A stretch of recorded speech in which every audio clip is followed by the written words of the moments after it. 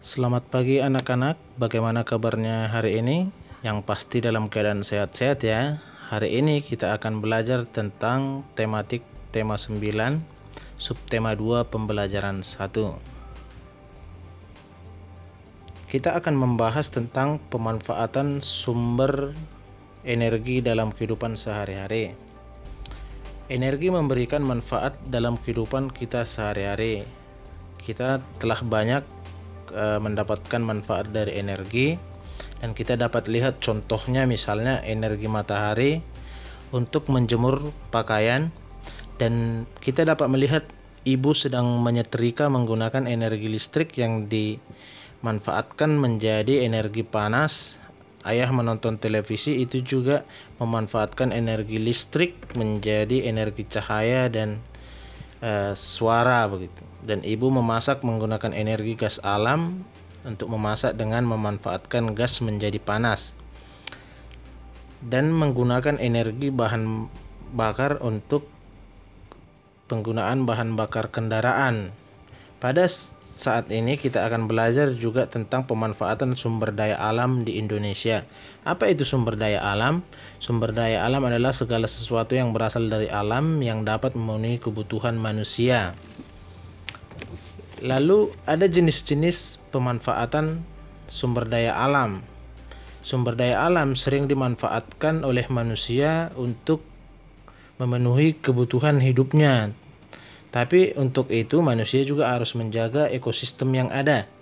Yang pertama, jenis-jenis sumber daya alam adalah berdasarkan sifatnya sumber daya alam yang dapat diperbaharui. Contohnya hewan, tumbuhan, mikroba, air, dan tanah. Sumber daya alam yang tidak dapat diperbaharui, contohnya minyak tanah, gas bumi, dan bahan tambang lainnya. Dan ada sumber daya alam yang tidak dapat habis, yaitu udara, matahari, energi panas, dan sebagainya. Lalu ada juga jenis sumber daya alam berdasarkan jenisnya, yaitu sumber daya alam non hayati, misalnya bahan tambang, tanah, air, dan angin. Dan sumber daya alam hayati atau yang hidup, contohnya hewan, tumbuhan, mikroba, dan manusia. Lalu kita masuk kepada tahapan wawancara. Kita ketahui bahwa dalam melakukan wawancara kita harus melakukan beberapa hal. Sebelumnya kita harus membuat janji dulu kepada si narasumber, lalu berbicara dengan santun, menyiapkan daftar pertanyaan, dan yang pastinya daftar pertanyaan itu harus mengandung unsur adiksimba. Apa itu adiksimba? Yaitu ada unsur apa, di mana, kapan, siapa, mengapa, dan bagaimana, sehingga itu merupakan dasar kita dalam melakukan tanya jawab dengan narasumber begitu.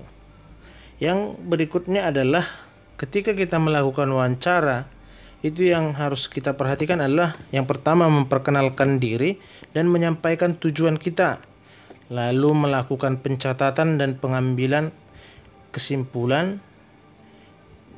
Sebelumnya kita harus mendengarkan dulu narasumber dengan tidak memotong pembicaraan, kita dengar dan kita simpulkan begitu.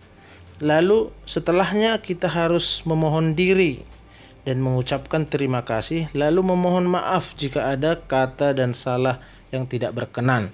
Demikianlah pembelajaran kita pada pagi hari ini. Demikian dan terima kasih. Shalom.